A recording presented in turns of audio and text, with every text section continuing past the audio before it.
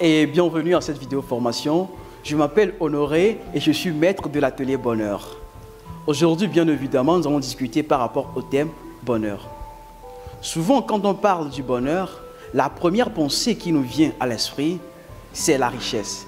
C'est les biens matériels, c'est-à-dire les belles voitures, les belles maisons, les belles filles, les beaux messieurs. Beaucoup de choses qui se limitent aux choses matérielles, bien sûr. Mais il faut noter que toutes ces choses donnent du bonheur, mais du bonheur éphémère. Prenons par exemple le cas de la voiture. Avec le temps, cette voiture va démoder.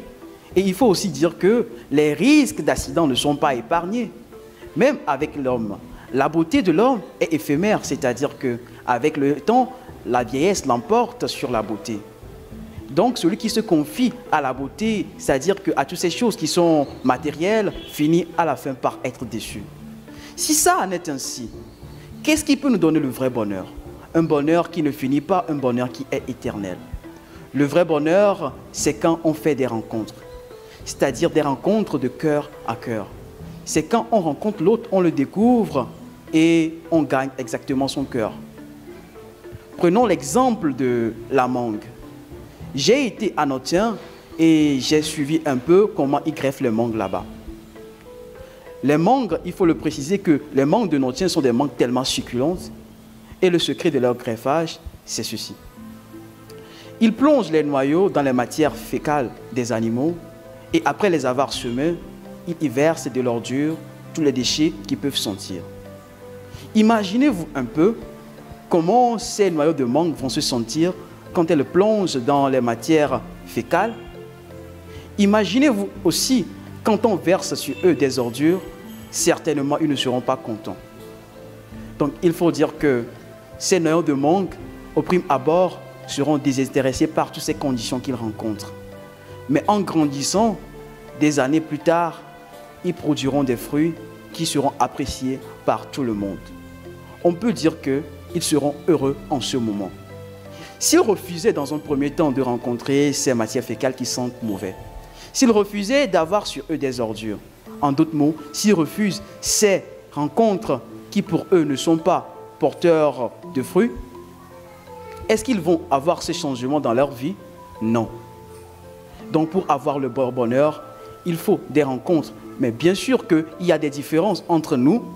Il faut accepter les gens, les personnes qu'on rencontre. Il faut aussi dire que le vrai bonheur se gagne aussi quand on a un cœur de reconnaissance. Je vous l'explique par mon propre exemple. Quand j'étais en classe de seconde, mes parents me donnaient un argent qui m'était un peu insuffisant. Je vais vous dire la somme. En classe de seconde, je recevais 150 francs. Bien sûr, beaucoup d'entre vous seront surpris. Mais il faut dire qu'en ces classes-là, pour faire des copies, pour acheter des documents, c'était vraiment insuffisant. Alors, chaque jour à l'école, j'étais toujours triste, j'étais isolé et je n'aimais pas m'approcher des autres. Un ami, bien évidemment, a remarqué ce cas et s'est approché de moi. Il m'a demandé, Honoré, qu'est-ce qui ne va pas? Dans un premier temps, je ne voulais rien dire. Mais après, j'ai fini par lui rencontrer tout.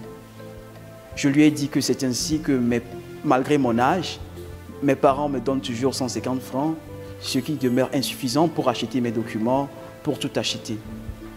Alors cet ami m'a dit, tu sais Honoré, bien que toi, tu reçois 150 francs, tu te plains.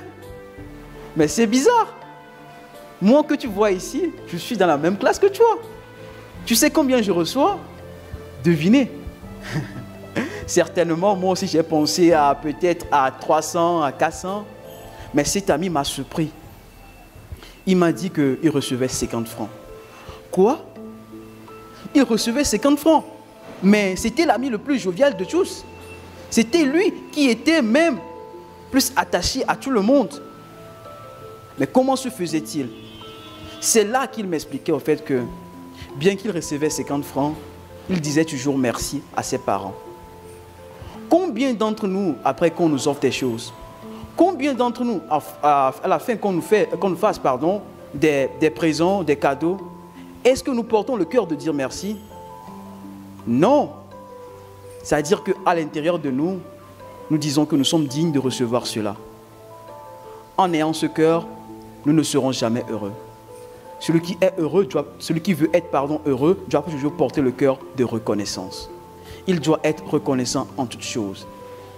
C'est-à-dire que son désir doit être en deçà de ses capacités. Cet ami, parce qu'il recevait 50 francs, il ne pensait pas aux choses de 1500. Mais pourtant, moi je recevais 150 francs et je me comparais à ceux qui recevaient 500 francs. Je ne serais jamais heureux dans ma vie. Si seulement je pouvais dire à chaque jour, merci mon père, merci ma mère parce que tu me donnais 150 francs, je serais toujours content, heureux, joyeux dans ma vie. Mes chers amis, le changement, je le disais tantôt, vient à travers les rencontres et aussi le cœur de reconnaissance.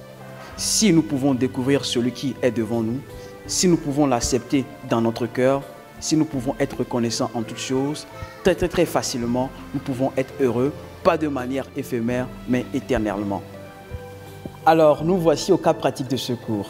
On aura à faire un jeu et ce jeu s'appelle « Accepte mon cœur ». Pour faire ce jeu, on aura besoin des matériels suivants. On aura besoin d'un gobelet sur lequel il y a un élastique.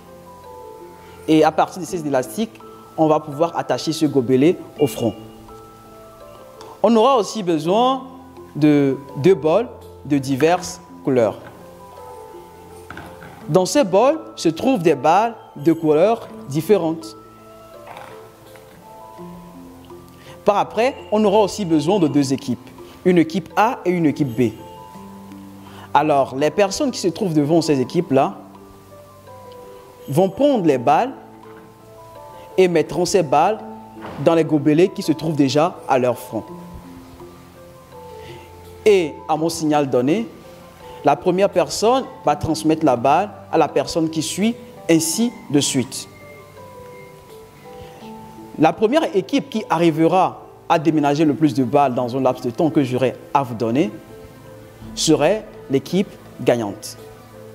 Mais ce jeu est régi de 2 règles. La première règle est que aucun membre de ces 2 équipes n'a le droit de toucher la balle avec la main, à part les 2 personnes qui se trouvent devant. La règle numéro 2, si jamais au cours du déménagement des balles, l'une des balles tombait, on doit ramener cette balle au point de départ et recommencer.